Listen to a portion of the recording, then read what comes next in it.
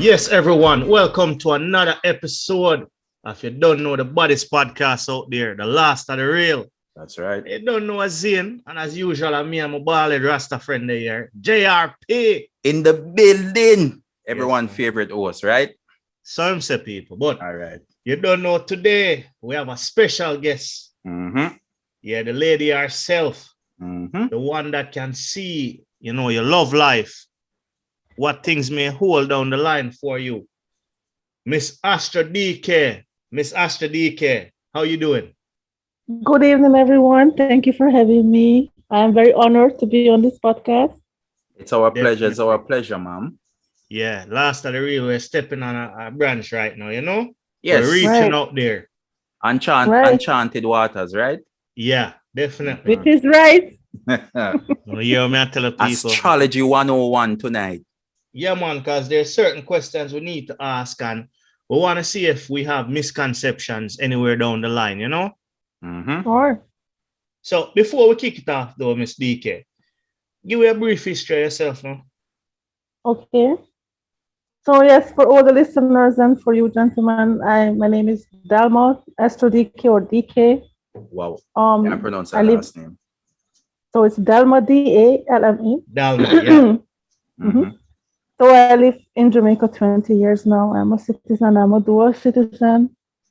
Originally, I'm from Hungary, so I am a Hungarian citizen and a Jamaican citizen, proudly representing both of my countries.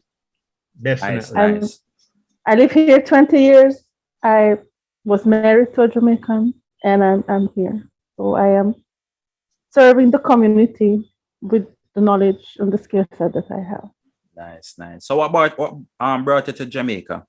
Husband. Oh. Yeah. Oh. You know them say love make you travel across. I see. And for real, sometimes life will take you to a beautiful journey if you let yourself to join the journey. So I did. So it was really true love, and I ended up here. I never thought I would live in Jamaica. Yeah, you fall in love with Jamaica as well. Yes, I think it's a beautiful country, and the people make it more beautiful. I love the sound of that. Love that. So you say enjoy the journey and don't focus on the destination. Yes, because you have to fall in love with your path, and astrology is very much about this. Accepting your journey and fall in love with your path. All right. So like you say, astrology is very much about this. Give me a brief breakdown of what exactly is astrology. Okay, so astrology is as old as written human history. Astrology is for before religions, actually. So from the very start of the history of humanity and humans, we were looking at the sky and we were charting the movement of heavenly bodies. And as humans evolved, they have realized some patterns and they have recorded these patterns. And they realized that these patterns somehow affect us. This is through thousands and thousands and thousands of years. I'm talking about the ancient civilizations that we don't even know about because we have no proof of them anymore, I'm talking about the ancient Egypt. I'm talking about ancient Kemet. This was a hidden knowledge, some knowledge, lost knowledge that we have. But if you look in your history books from the very first time humans existed, we kept looking up to the sky. We kept looking at planets and the stars, and we found inspiration in them. So astrology became observation of these patterns, the movement of heavenly bodies and how they affect us here, planetary life, how it affects humans, psychologically, physically, any other way, how planets' energy affects our planet Earth, and all that is beyond, and we're still learning. Astrology is not something you take up and you can be good at it in 2 weeks. It's a lifelong study. It's a solitary study. And every time I have a client, I sit and study for hours to get ready because I want to be able to be ethical and apply the knowledge and serve the people well. So that's what I do. So you're saying it's based on like the ancient studies, but yes, is there? So apart from the ancient studies, is there any modern day scientific proof that supports astrology? Yes, it does. And I have a couple of screenshots of 63 different studies that was done a couple of years ago about the validity of astrology, patterns and things that astrology have proved over the years. So I have literature on this. And there are whole websites dedicated to this as well, and as organizations as well. So there are people out there who actually record these patterns, record energy patterns, themes, what is going on historically in human history, and they put it together with astrological events, and they found correlations. So there is actually a website called Correlations. So it's very much there. Whoever wants to find it can find it, and I can also give you guys references so you can make it accessible for persons who are interested on this podcast. Sure. So do you get training for this? Is there like a school for astrology? Yes, I went to school to study astrology. So basically I started to become interested in astrology when I was just like a child, like 6, 7.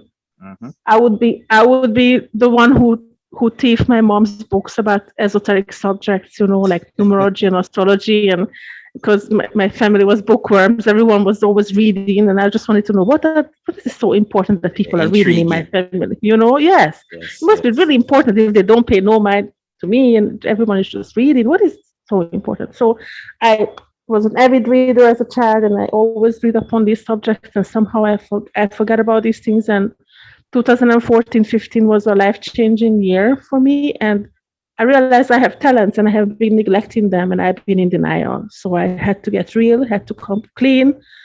I started to look for mentors. I have realized it's very difficult to find mentors, because at the moment when you're good at something, you become a threat.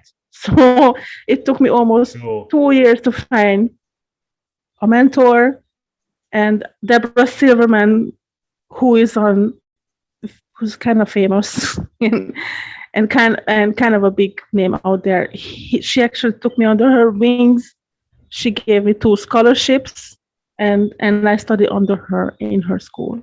So when you said life changing, right? In what exactly happened, if you don't mind? Well, it was really my divorce, and when you are going through something major in your life, mm-hmm. and you're left with nothing, you realize, okay, so I've been in this relationship 10 years. Who am I again? Like you kind of lose your identity a little bit, and you look at yourself and see, you wonder, what have I learned from this? Mm-hmm. And then you cannot run away from yourself. You realize that you stuck with you. You're stuck with you. There's no divorce from you. So you have to face yourself, Because in the heart of hearts, every human knows that the exercise of relationships is the one that teaches you who you are, because the person is going to hold up a mirror and show you, see, this is who you are. Do you like this? And then you're going to have to be honest with yourself. And to be honest with yourself, that takes a lot of courage. And we get uncomfortable when we have to be brave about something that we don't like. You see? They always say the truth is very uncomfortable, Yes, it is. And we have to get uncomfortable, damn it, because we're not going to be able to progress as people, That's true. So we have to do that. We have to do uncomfortable things to be able to progress and grow. So I'm a big fan of people who make themselves uncomfortable from time to time. True. So, DK, did you start doing the astrology after your divorce, or was this something that you've been practicing for a while? No, I went to school, and I realized I am nothing compared to others. It was a very humbling experience. I have realized I'm green. I have no skill set. I need to get the technological terms down. I have to read more. I have to educate myself more. So I then put in 3-4 years of study. I haven't even given a paid reading until 2018 or 19. Because it's not ethical. If you don't have proper knowledge, you cannot apply it. It would be unethical for me to advise people, and I don't know my stuff, Yeah, that's I like that you keep saying ethical, because yes, because with great knowledge you have great responsibility. If you have some kind of skill set that you're good at, and people can benefit from it, and you can serve the community in a meaningful way, then you realize, okay, I have responsibility because these people depend on me, and I have to somehow uplift them and empower them, and it's my task to do so. So then I have to look into myself and make sure that I'm ethical and I'm morally upright, and I'm there for the people who we need to be there for, Totally agree. Yeah, that is true. That is true. So my question is though, since you've studied and it's something that you're now applying in your day-to-day life, right? As this is your chosen path to walk. Tell us about a typical day. How does it start? What do you do? The little ins and outs of your typical like when day. a client comes to you. Okay, so typically my day starts with prayers and affirmations. Question, you say prayers and prayers, right? So is this like you're praying to God? Well, basically it doesn't matter. So it's like, I think God or source energy or the upstairs department is all the same thing. Okay. So it's all just energy. Everything is just energy, So I basically just ask God, universe. I like to spread it around. I like to talk to my spirit guides, ancestors, everyone. I just ask them to use me as a tool, a healing agent for other persons, because we as a community in the Caribbean, especially in Jamaica, we need to get unstuck from certain narratives. And we are in denial about some of our most basic issues. And we cannot move forward as a community if everyone is broken, or people are broken, or people are not heard, or not supported, or not empowered. And so I just ask the universe every morning to use me as a tool, and then hopefully I'll be able to make a difference in people's life. And that's what I do. And then when I have a client come in, I usually take from 3 to 5 hours to get ready. I go and study my books and go back to my notes. I write 6 to 8 pages of notes on everyone, every client. I have file folders for everyone to make sure that I am not bullshitting nobody. Sorry for the bad word, but you see, to keep it real. And I'm famously the astrologer who will tell you what you need to hear, not what you want to hear. I'm not out here fooling people. Yes, on Thursday you're gonna win $1 million. No. I tell people some of the stuff that will be able to help them. Like I tell them, you are people pleasing too much. Please have better boundaries. I'll send you exercises about boundaries, or so certain things that will help them. So I'm not a wizard. I'm just an astrologer, but I try to do the best I can. Because I noticed that you're emphasizing on energy, right? So I'm trying to wrap my head around, because you know what you see on television. So what basically what you would do? Read somebody palm or something like that? It's something called a birth chart. Chart. So based on the time of your born, the date when you're born, and the location of your birth, I'm able to draw up a chart that will show where the planets were at the time of your birth, at the time of the first breath. That's what we look at in astrology. And so based on those energy lines and energy patterns, I'm able to advise my clients, and I study those for years, you see. Okay, so a person's birth month is very important in astrology then. The date of the birth, the location of the birth, and the time of the birth. Okay. These are the important factors, yes. Mm-hmm. So, like with all of that information, right? The place of the birth, the time, and all of this. When you get that from a person, can you actually use that information and predict the future? That's what I use to draw up something called a birth chart or a natal chart. You guys can Google it. Just put it in Google, birth chart, and images will come up, and you will understand what I mean. It's a circular looking thing. It's like a circle. And there you can see the person's planets, where the planets were, so all the different aspects in the chart. And basically, this is what I use to look at upcoming themes and energy themes and patterns and what are the themes for the person for the year. I usually don't make predictions very, very far away. For the next 6 months to 12 months, I'll be able to say certain things, but I'm not the type of person who will go make wild statements to clients, you see. Like I win the lotto or something like that. No, because I don't think, first of all, I don't think anyone can predict that as much. There are favorable days. There are favorable days in a year that are good for like speculative business, gambling, and stuff like that.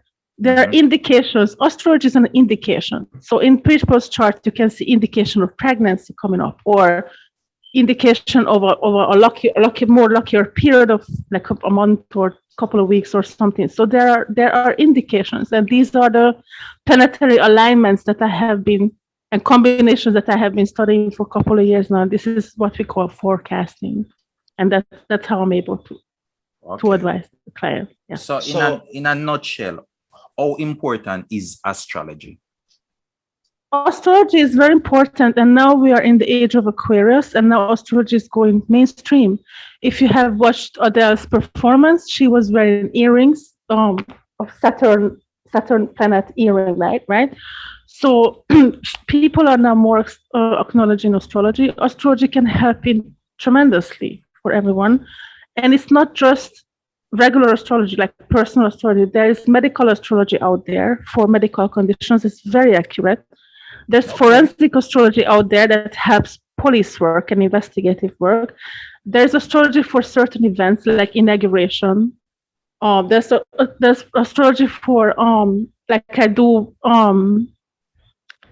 with some of the clients who actually, like, there are some ladies who would like to get pregnant or have babies or plan a family, and there's astrology for those events too, like favorable days of conceptions and stuff like that. So there's literally astrology for everyone. Financial forecasting.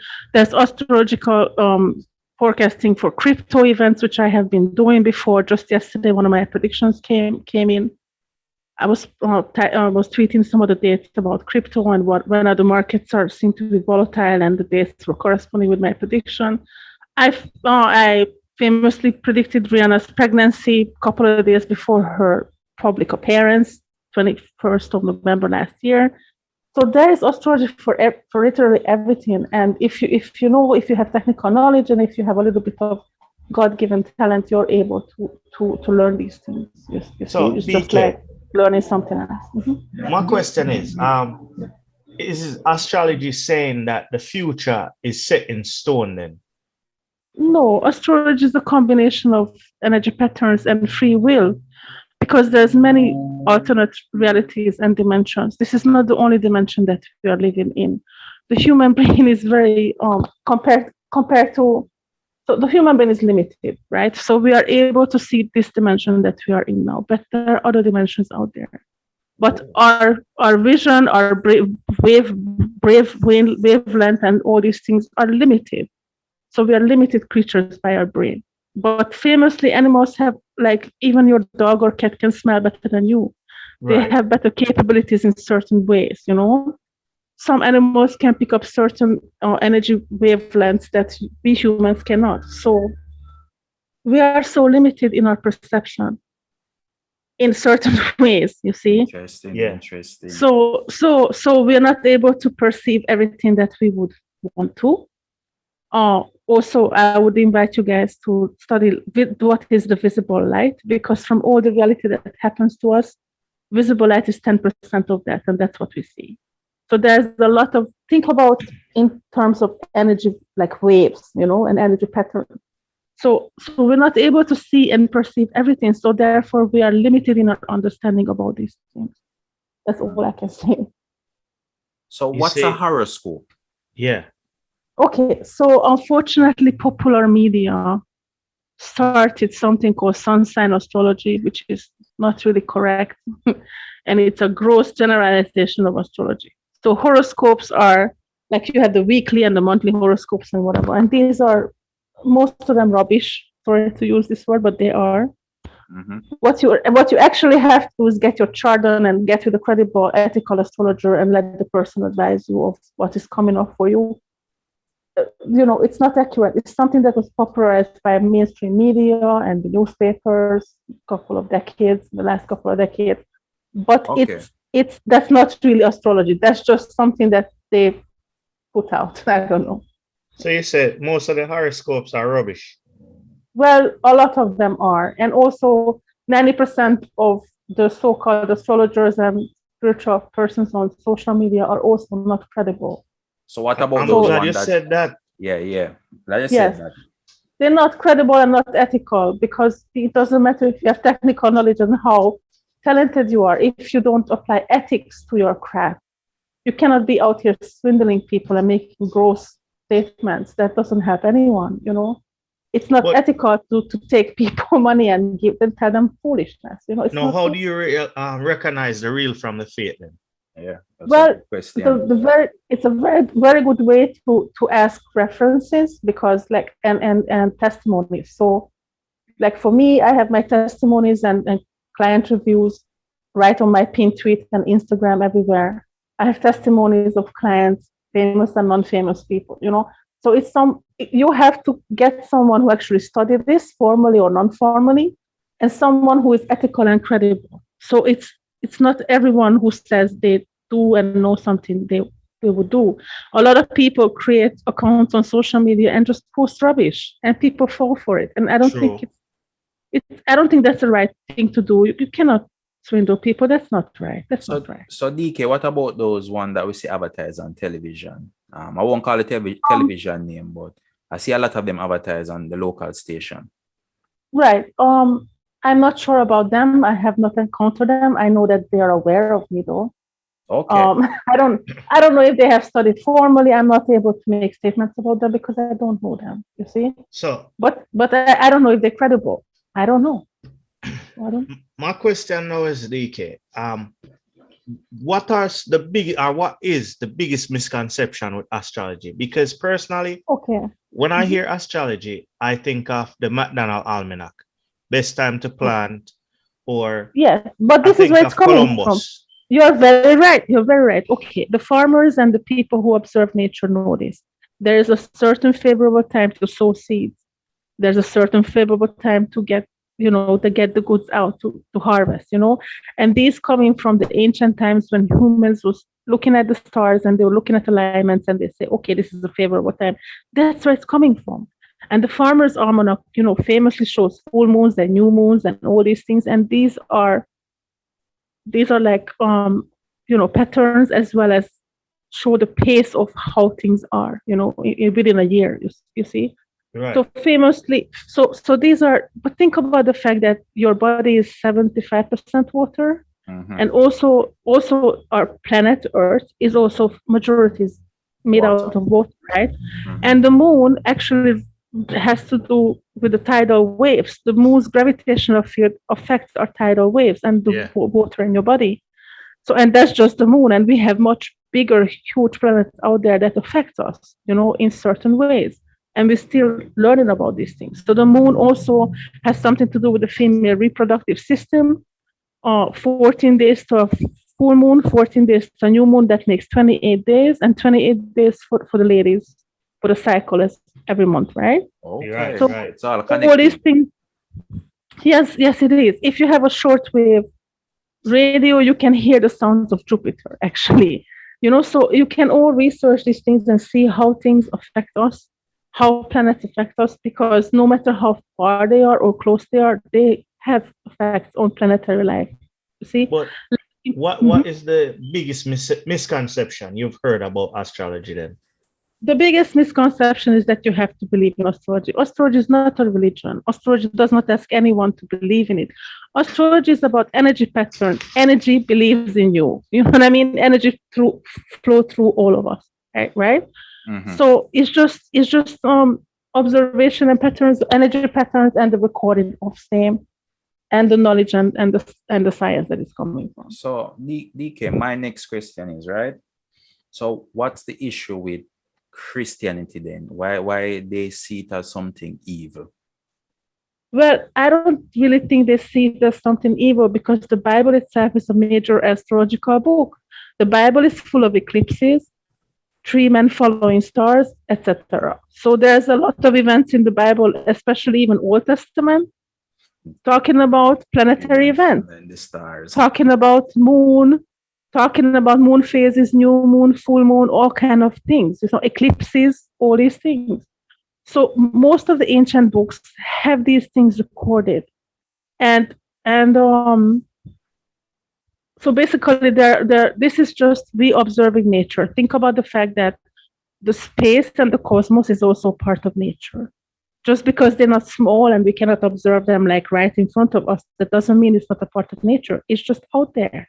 Mm-hmm. Okay, so you're saying that astrology isn't connected any at all to witchcraft or obia? No, it's Nothing not. Real astrology. No, real astrology is here to empower people and support people, and here to get persons unstuck from unhealthy narratives for them. You see, so it's an indicator. That's what it is. So it's something that can help people. So yeah, have you ever had the experience where anyone from a religious background ever come at you and said, this is not right or anything like that? Not really. Not really. I haven't encountered that before. No. Okay. Well, you don't have to believe in astrology. It's not a religion. But you can actually read upon this and educate yourself and get with a credible astrologer, or go on YouTube and watch some clips from credible astrologers, and you will realize this is something that can support human beings and something that it's a tool, something that can help people, and it's for something good, something benefiting people, something uplifting and empowering, and it's not anything. It's not obia or witchcraft. It's just like you can observe the weather and see how it affects us. You can observe the planets and see how they affect us. So about good, but DK, why should I go to an astrologer, right? And not my pastor? Or even my semi-Christian bridging, or even one step further, even a psychiatrist. What are your thoughts on that? And to answer your question, if persons should consult astrologers rather than pastors or whatever, I recommend people to do what is right with their soul and spirit. It's not a must for persons to know astrology, but astrology is a very beneficial tool for people to get to know themselves more, acknowledge their gifts, acknowledge their journey, acknowledge what they have to do. So this is something like a plus that people can use to uplift and empower themselves, you see. So definitely not going to talk against the church. I don't think that's ethical to do, and let people choose whatever would like to do, and hopefully they will realize that astrology is a powerful tool for upliftment for us, for people. So DK, before go on. Now I was saying DK, so before you cut out, what would you say to anyone out there who is interested in astrology? I would love to reach out to you. Where is the best place they could find you? All right, so I have a website, www.DKAstrology.com.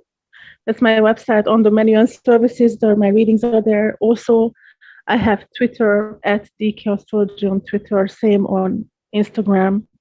So, and if anyone have questions, I'll be happy to answer the question. Nice. So my last question before you leave, DK, what is one of the most common questions you're asked by your clients, if you can share? Yes, the most common question is, am I compatible with this man? Am I compatible with this lady? Everyone wants to know if they're compatible with this person, I was indecisive. I was thinking it's either compatibility or financial. Yes, compatibility. Yeah, it's financial as well, but mostly compatibility, because people, you see, especially from the pandemic, people are kind of cut out from each other. They want to meet, but most of the things are online. So they're curious about the person. And it has to be said that on paper, you can have great compatibility and you can have all these great shared values going on between the two of you guys. But if you don't put in the effort, it will never happen. So astrology is just like this. It shows you your gifts and your blessings, and it shows you where you have to put in the work. but you have to choose to put in the work and you have to put out the effort so you'll be able to benefit. And you're saying you can tell compatibility? There are indicators of compatibility in astrology. Okay. Yes, there are certain planetary aspects that you can look at, and based on that, you can say, okay, this person, if the person is, But again, it could be great on paper, but you have to choose to put out an effort. I have seen many couples with shitty synastry, really bad compatibility on paper. But they together for decades because they chose to make an effort to understand each other and take time, and and I've seen people with great compatibility and nothing is happening because one is conceited and the other one is. So you have to choose to make an effort. So Astra, fun question: who you like to work with, or who you rather work with more? The couples, or just a single person that just walk in? It doesn't really matter to me because I'm just happy to be here for the community. I'm just happy to be able to share, and I'm happy that my track record is good, and I'm happy that I'm able to be I'm dependable. So I'm just happy to be here. So anyone who needs an astrology reading, I'm happy to be there for help. And you hear it, peeps, and we are happy that she is here. Yeah. Thank you. Yeah, for real. All right. Well, DK, it was a pleasure having you on the Last of the Real podcast. Thank you so much, guys. I really appreciate everyone. You must say. I am actually kind of relieved based on some of your answers. Definitely.